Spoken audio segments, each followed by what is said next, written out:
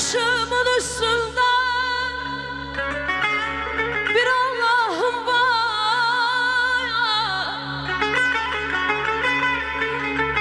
Başımın üstünde bir Allah'ım var.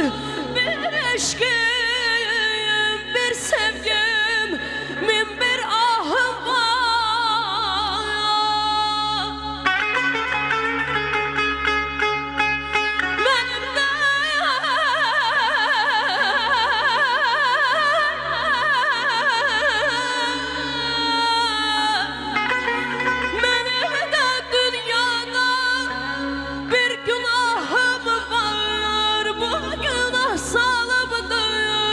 Saçlarımdan sevmek günahdırsa günah yanma.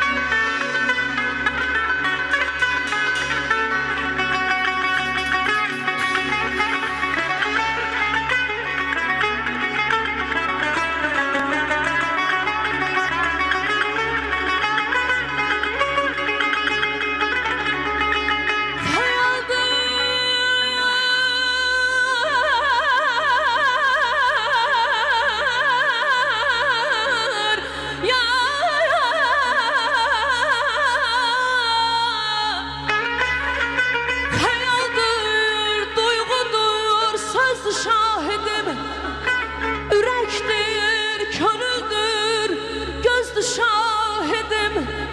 Ne gördü gördüğün yazdı şahidim. Kim azad edecek beni məhbəsdən sevmək günahdırsa günahkaram.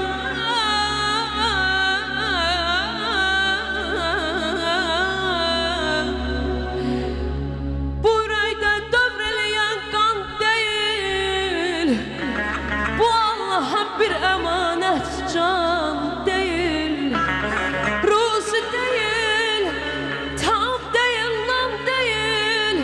Ruhum gıdasıdır sevgi ezelden. Sevmeyi günahdırsa günahkaram.